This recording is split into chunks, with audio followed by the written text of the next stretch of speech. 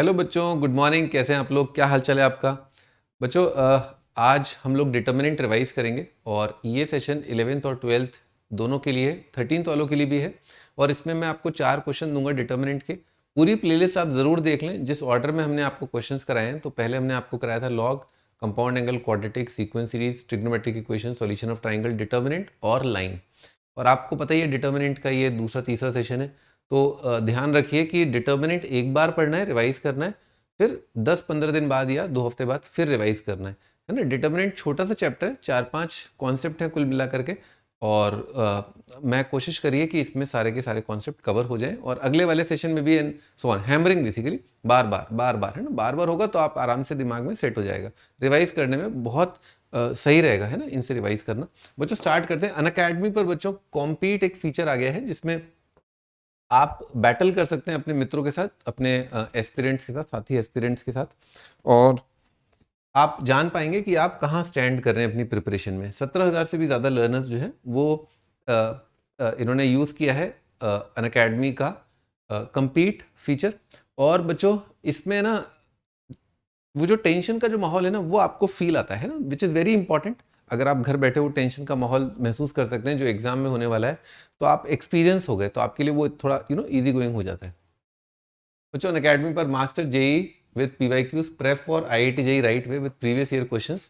तो previous year questions बच्चों यहाँ पर अवेलेबल है अकेडमी पर, आप देख सकते हो। और उसको बच्चों आप एग्जाम का स्ट्रक्चर का आपको आइडिया लग जाएगा बहुत अच्छा।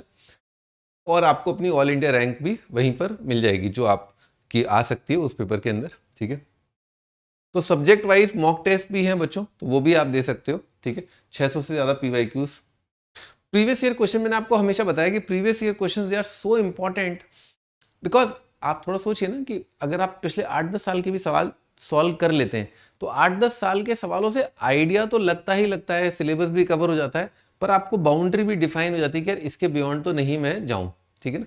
जाना होता है, पर बहुत सारे बच्चों के लिए तो ये भी काफ़ी अच्छी चीज़ रहेगी कि आपको पता चल जाए कि यार ज़्यादातर टाइम पर क्वेश्चन जो है कहाँ से आ रहे हैं, पैटर्न देख लेते हो आप ही को तो देना है पेपर, तो आपको समझ में भी आना चाहिए कि 8-10 साल के अंदर किस तरह से आईआईटी ने सवाल पूछे हैं। बच्चों अर्ली ग्रोथ बैच आ गया, बहुत अच्छा रहता है अगर अपन प्रिपरेशन जल्दी स्टार्ट करें। जितना जल्दी आप स्टार्ट करेंगे उतना ही आपके पास एक एडवांटेजेस पोजीशन होगी। तो क्लास 11th और 12th का जेई 2025 एस्पिरेंट्स के लिए 10 नवंबर से एक बैच स्टार्ट है।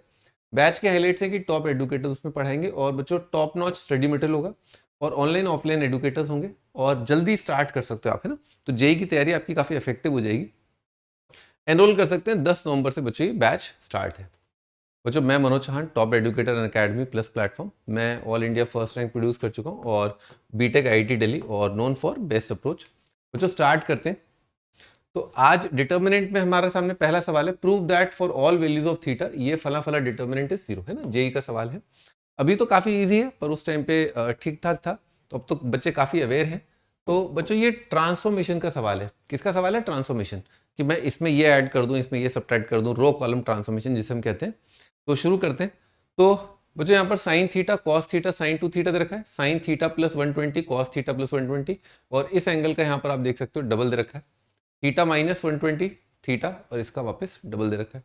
तो मेरे दिमाग में क्या है मैं आपको थॉट बताता हूँ कि अगर मैं मान लो इन दोनों को कंबाइन करता हूँ तो sine C plus sine D से क्या होगा, मेरे को क्या मिलेगा कि 2 sine C plus D by 2। Formula याद करो पहले। तो sine C plus sine D कितना होता है? 2 sine C plus D by 2 cos C minus D by 2। और मान लो मैंने इन दोनों को भी ऐड किया फिर, है ना, तो cos C plus cos D कितना होता है? 2 cos C plus D by 2 cos C minus D by 2। फिर इन दोनों को ऐड किया, खैर तो sine C plus sine D होगा। तो इन दोनों का सम अपॉन 2 तो कितना आ जाएगा? साइन थीटा आ जाएगा। और cos of this minus this upon 2 तो कितना आ जाएगा? Cos 120, correct. और बच्चों ये कट के या माइनस हाफ, तो ये माइनस साइन थीटा आ रहा है ना। यहां पर देखते हैं इन दोनों को अगर ऐड किया तो 2 cos C plus D by 2 और cos C minus D by 2 120। Again ये भी आपका माइनस कॉस थीटा आ रहा है। तो हम इन दोनों को ऐड करते हैं तो second step, sine C plus sine D 2 sine C plus D by 2 2 sine C plus D by 2 into cos C minus D by 2। मुझे कॉस 240 आ रहा है ना, 60 इंटू 4 240। कॉस 240 और कॉस 120 सेम ही होते हैं और माइनस हाफ होते हैं, तो आपका माइनस साइन 2 थीटा आ गया। इन बातों से अपने को क्या आइडिया लगा, इन बातों से अपने को ये आइडिया लगा कि अगर मैं R1 और R2 को जोड़ R2 और R3 को जोड़ रहा हूँ तो जो सम आ रहा है वो एक्चुअली फर्स्ट रो का नेगेटिव आ जा रहा है। अर्थात अगर मैं सबको जोड़ दूं, R1 is R1 plus R2 plus R3 में अगर ये ट्रांसफॉर्मेशन कर दूं तो इससे मेरी फर्स्ट रो के अंदर, इस ट्रांसफॉर्मेशन के बाद फर्स्ट रो के अंदर सारे एलिमेंट्स की वैल्यू जीरो आ रही है। तो सारे एलिमेंट्स की अगर वैल्यू जीरो आ रही है एक डिटर्मिनेंट के, तो ऑब्वियसली वो डिटर्मिनेंट का वैल्यू कितना आएगा, जीरो आएगा। नेक्स्ट, ये भी इजी क्वेश्चन, ठीक है ना। If the system of linear equation this has a non zero solution, तो एबीसी क्या होंगे। तो बच्चों अगर किसी सिस्टम का नॉन जीरो सॉल्यूशन आ रहा है और आप देख सकते हैं कि होमोजेनस सिस्टम है, होमोजेनस यानी कि एब्सोल्यूट टर्म उनके अंदर जीरो है, तो एब्सोल्यूट टर्म अगर सिस्टम ऑफ इक्वेशंस में जीरो है तो हमें सबसे पहले दिखता है कि यार इस सिस्टम का एक आंसर तो है ही है, यानी कि ये सिस्टम कंसिस्टेंट है। इस आंसर को हम क्या बोलते हैं, इस आंसर को हम क्या बोलते हैं, trivial solution of the system of equation. ठीक है, आगे बच्चों, has a non zero solution then ABC the system of equation has. अब ये कह रहा है कि नहीं नहीं, इसका तो एक नॉन जीरो सॉल्यूशन भी है, अर्थात इसके अलावा भी एक और आंसर है ना, मोर आंसर। ठीक है, और बच्चों आपको तो मैंने बताया था कि सिस्टम ऑफ इक्वेशन के या तो जीरो आंसर आएंगे या वन आएंगे, और उसके वन और इन्फिनिटी के बीच में कुछ नहीं होता। ऐसा नहीं है कि दो आंसर होते हैं, एग्जैक्टली दो तो हो ही नहीं सकते। एग्जैक्टली दो का सवाल भी आईआईटी एडवांस में पूछा था। उन्होंने पता कैसे पूछा आईआईटी एडवांस ने, कि बताओ इसकी वैल्यू कितनी पॉसिबल होंगी अगर इस सिस्टम के एग्जैक्टली टू आंसर है। तो एग्जैक्टली टू के केस में क्या है, ये तो हो ही नहीं सकता। तो उन्होंने पूछ लिया था, और आंख बंद करके, मतलब आंख बंद करके आप बोल सकते हो कि पॉसिबल नहीं है। तो जीरो, वन और इनफाइनाइट, तो इसका मतलब ये हुआ कि भाई फिर तो इनफाइनाइट ही होगा, और क्या है ना। इनफाइनाइट सॉल्यूशन में क्या होता है बच्चों, कि अगर D1 D2 D3 जीरो आ चुके हैं, है ना, D1 D2 D3, क्योंकि एब्सोल्यूट टर्म जीरो है, वो जीरो आ चुके हैं, और अब इनफाइनाइट सॉल्यूशन की कंडीशन लगानी है। तो D0 से आपका आंसर इसलिए आ जाएगा क्योंकि एक सॉल्यूशन पहले ही आ चुका है, तो नो सॉल्यूशन वाला तो सवाल उठता ही नहीं है। तो बस D0 कर दो, आपका आंसर आ जाएगा 1 2A A 1 3B B 1 4C C is equal to 0। ठीक है, तो यहाँ पर क्या कर सकते हैं अपन, यहाँ से खोल लो आप, कितना आ जाएगा 3BC माइनस 4BC, तो ये आ जाएगा माइनस BC, और यहाँ से कितना आएगा AC 2AC माइनस 4AC, तो 2AC आ जाएगा, और यहाँ से कितना आएगा AB माइनस AB आ जाएगा। ठीक है भाई, तो अपन क्या करें, इसको ABC से डिवाइड कर देते हैं, तो 2AC अपॉन ABC कितना आ जाएगा, 2 अपॉन B आ जाएगा, राइट साइड आ जाएगा 1/C और प्लस 1/A आ जाएगा। ABC आपका HP आ गया, हार्मोनिक प्रोग्रेशन, ये अपना आंसर। ठीक है, तो नेक्स्ट क्वेश्चन देखते हैं। Next question is consider the system of linear equation. बच्चों ज्यादातर सवाल जो है सिस्टम ऑफ लीनियर इक्वेशन के आते हैं। तो सिस्टम ऑफ लीनियर इक्वेशन के अंदर अगर इस तरह का दे रखा है, the system has this no solution infinite solution, तो यूनिक सॉल्यूशन तो बच्चों बहुत ही रेयर होता है। ठीक है, इसका ट्रिक मैंने आपको ये बताया है कि आप क्या करो, दो इक्वेशन बना लो बेसिकली, दो वेरिएबल्स में। ठीक है, तो मैं ये क्या कर रहा हूँ, मैं x3 को एलिमिनेट कर सकता हूँ, मैं x2 को, किसी को भी एलिमिनेट कर सकते हैं। x3 को कर लेते हैं अपन, है ना। तो x3 को एलिमिनेट किया, तो इन दोनों को मैं सब्ट्रैक्ट कर रहा हूँ, तो कितना आ जाएगा, x1 plus x2 is equal to 0 आ गया, है ना। सेकेंड माइनस फर्स्ट किया है मैंने, अब मैं यहाँ से, है ना, सेकेंड और थर्ड से एलिमिनेट कर रहा हूँ, तो मैंने सेकेंड इक्वेशन को 2 से मल्टीप्लाई किया है और सब्ट्रैक्ट किया है, तो ये आ जाएगा x1 माइनस x2, ठीक है ना, दिस, इसका डबल माइनस दिस, इसका डबल 6 5, ठीक है, ये आ रहा है आपका ऐसा। ठीक है, और अपने को अब देखना है, 2 से मल्टीप्लाई किया, इसको डायरेक्ट सब्ट्रैक्ट, तो डायरेक्ट सब्ट्रैक्ट किया, तो x1 प्लस x2 इज 0, और 2 से मल्टीप्लाई किया, तो x1 प्लस x2, बेटे प्लस आ रहा है ना, इसको 2 से मल्टीप्लाई किया है, तो 4 6 माइनस 5, और x1, अच्छा x1 प्लस x2 आ गया। बच्चों ये तो पैरेलल लाइंस आ गई, x1 प्लस x2, यानी कि जैसे कोफिशिएंट ऑफ ये is equal to 1/1 is equal to 0/5, है ना, a1/a2 मतलब नॉट इक्वल टू, तो ये तो नो सॉल्यूशन आ गया, तो नो सॉल्यूशन आपका आंसर। तो ये काफी इजी हो गया, है ना। एक और शॉर्ट ट्रिक जो है, जो इसमें बता दूं मैं आपको, अगर आपको दिख जाए, तो अब ये दिखने वाली बात है, अगर आपको दिख जाए कि भैया जो भी आंसर है x1 x2 x3 जो भी आंसर है उसके लिए मैंने इन दोनों इक्वेशंस को ऐड कर दिया, फर्स्ट और सेकंड को ऐड कर दिया एंड सब्ट्रैक्ट थर्ड, है ना। ध्यान से देखना, 1 + 2 - 3 दिखे तो दिखे, नहीं दिखे तो नहीं दिखे, फिर उसका तो मैं कुछ नहीं कर सकता, ठीक है। दिख जाए तो बढ़िया रहता है। तो बच्चों जब इन दोनों को ऐड किया तो कितना आ गया 3, इन दोनों को ऐड किया कितना आ गया 5, तो x1 x2 कट गए, इन दोनों को ऐड किया सब्ट्रैक्ट कर दिया कितना आ गया 0।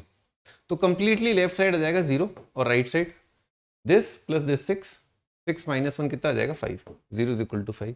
इसका मतलब कोई x1 x2 x3 सेटिस्फाई कर ही नहीं रहा है इन तीनों इक्वेशंस को, करता तो फिर ये नौबत थोड़ी ना आती, तो इसका मतलब नो सॉल्यूशन होगा। तो अगर आपको ये दिख जाता है बहुत जल्दी तो this is taking the least time, है ना, सबसे कम टाइम जो है वो इसमें लग रहा है। अल्फा बीटा 0 नहीं है, FN इज दिस। बच्चों ये सवाल अपनी क्लास के अंदर किया है अपन ने, और k × 1 - alpha square 1 - beta square. ये बच्चों यहाँ पर एक प्रिंटिंग मिस्टेक हो गया, अल्फा माइनस बीटा का स्क्वायर है, जो फाइल डिस्क्रिप्शन में दे रखी है उसमें आपको सब चीज़ें मिल जाएंगी, है ना। देन k = तो बच्चों स्टार्ट करते हैं। इसमें अपने को ये दे रखा है 3, है ना। यहाँ पर दे रखा है 1 + अल्फा + बीटा, ये आ जाएगा आपका वैल्यू 2 के लिए अल्फा स्क्वायर + बीटा स्क्वायर, और 1 + अल्फा + बीटा, और यहाँ पर 1 + अल्फा स्क्वायर + बीटा स्क्वायर। हाँ भाई, अब आप ये देखो इसमें कि अगर आपको यहाँ पर 3 टर्म दिख रहे हैं, हर जगह 3 एंट्रीज दिख रही हैं, तो ऑब्वियस सी बात है कि ये जरूर 2 डिटर्मिनेंट्स का प्रोडक्ट करके लिखा हुआ है ना, अपने को फ्रेम करना है ना। तो मैंने 3 को बच्चों ऐसे इमेजिन किया 1 + 1 + 1, है ना। तो मैंने यहाँ 1 1 1 लिख दिया, यहाँ 1 1 1 लिख दिया, आराम से दिख गया होगा आपको। अब 1 1 1 को किससे मल्टीप्लाई करो कि बिल्कुल इसी ऑर्डर में ही आ जाए, तो 1 अल्फा बीटा। अच्छा ये कैसे आ जाएगा 1 1 1 से 1 alpha square beta square.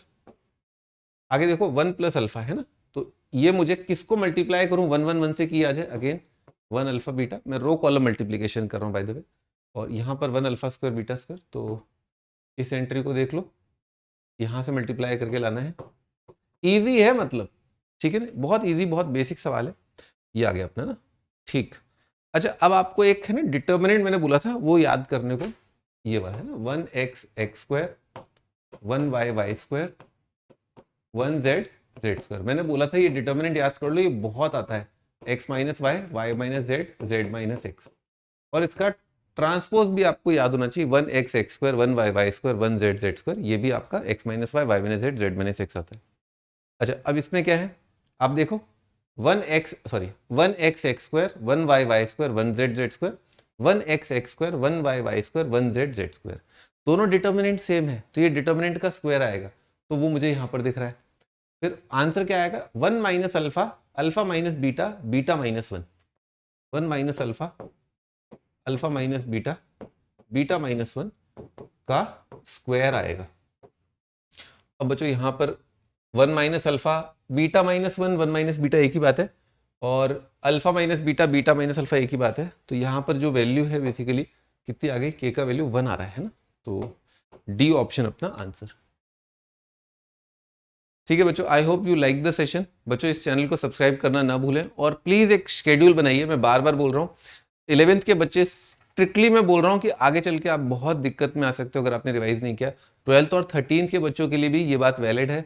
4 questions करने में बिल्कुल टाइम नहीं लगता, बट अगर आपने रूटीन सेट कर लिया ना, तो ये आपका जो 15 मिनट आधा घंटा जो भी गया होगा इन 4 क्वेश्चन के लिए, देखो आप अटकोगे तो, अटकना प्रॉब्लम नहीं है, प्रॉब्लम है कि अटकने के बाद भी अपनी नोट्स कॉपी न उठाना, वो प्रॉब्लम है ना। ये 4 क्वेश्चंस करने के बाद अगर आप रिकॉल नहीं कर पा रहे हैं कि यार मैंने ये पढ़ा था, तो इसका मतलब आपको नोट्स कॉपी उठानी है, ठीक है ना। या अनअकैडमी पर मेरा लेक्चर देखना है डिटर्मिनेंट का, ठीक है, वो 11th का हो या 13th का हो, जो भी आप देख सकते हो। ठीक है बच्चों, मिलते हैं, बाय बाय।